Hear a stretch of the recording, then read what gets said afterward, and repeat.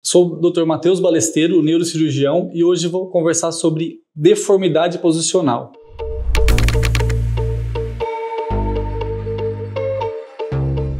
A deformidade posicional, antigamente conhecida como plagiocefalia posicional, é um problema que acomete as crianças logo no nascimento, crianças bem jovens, e que aparece como uma deformidade mesmo, como uma alteração no formato da cabeça, que é notado principalmente na parte de trás da cabeça das crianças, a cabeça um pouco torta. E é muito importante o diagnóstico e o possível tratamento, e que os pais e os médicos entendam esse problema para poder conduzir e tratar do melhor jeito possível. A deformidade posicional, ou antigamente conhecido como plagiocefalia posicional, é muito comum. Ela acontece por várias causas. A principal são o posicionamento da criança dentro do útero, que pode causar essa deformidade, ou seja, a criança fica normalmente com a cabecinha para baixo, né? Normalmente, se ela fica muito tempo encaixada ou fica muito tempo pressionada contra alguma estrutura óssea, a cabeça pode estar um pouquinho torta. E também acontece bastante nos gemelares, quando tem pouco espaço no útero. Outra causa também,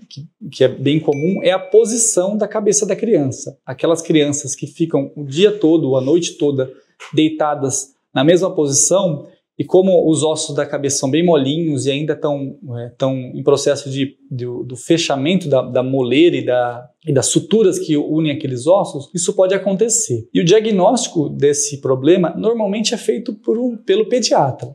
Muito poucas vezes necessita do encaminhamento para o especialista, para o neurocirurgião. Em relação aos sintomas da deformidade posicional, o principal sintoma realmente é visual. Os pais, o pediatra olham para aquela criança e vê, nossa, a cabeça está assimétrica, está torta.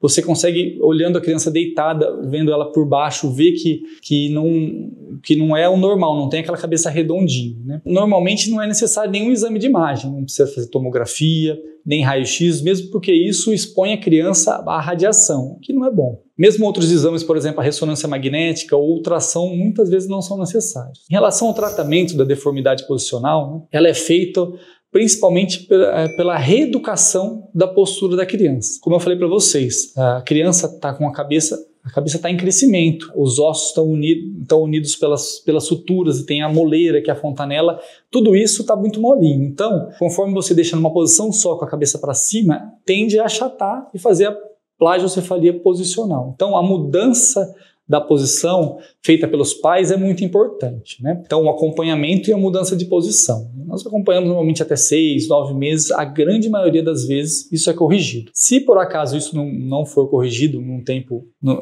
de 6, 9 meses, depende muito, aí a gente vai investigar para ver se tem algum outro problema, que é a plagiocefalia verdadeira, que é extremamente rara, mas tem que ficar atento para esse diagnóstico. Uma coisa bem importante que a gente tem que separar são as deformidades posicionais e as craniosinostoses ou cranioestenoses que nós falamos em outro vídeo, que realmente são doenças. A deformidade posicional não é uma doença, é um problema posicional que é corrigido simples manobras, na grande maioria das vezes. Muitas crianças vêm com deformidade posicional, com indicação ou mesmo perguntando sobre o uso dos capacetes, são as órteses para correção da deformidade posicional. Na grande maioria das vezes não é necessário usar uma órtese dessa, porque o problema resolve-se sozinho após o reposicionamento da criança durante o dia, durante a noite, conforme a cabeça vai crescendo, ele passa sozinho. Muito raramente nós indicamos o capacetinho para deformidade posicional, mas ele pode ser indicado e tem que ser feito isso pelo especialista. A deformidade posicional é muito frequente e é uma causa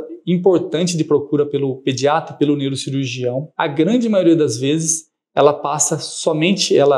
se resolve somente com reposicionamento da cabeça da criança. Poucas vezes é necessário alguma investigação mais profunda ou uso de órteses, os capacetinhos, como eu falei para você. Mas o importante é procurar um especialista, alguém que tem experiência, que seja um neurocirurgião pediátrico, para conversar e para examinar essa criança. Muito obrigado, pessoal, por assistirem aqui o nosso vídeo. Curtam, ativem o sininho e até a próxima.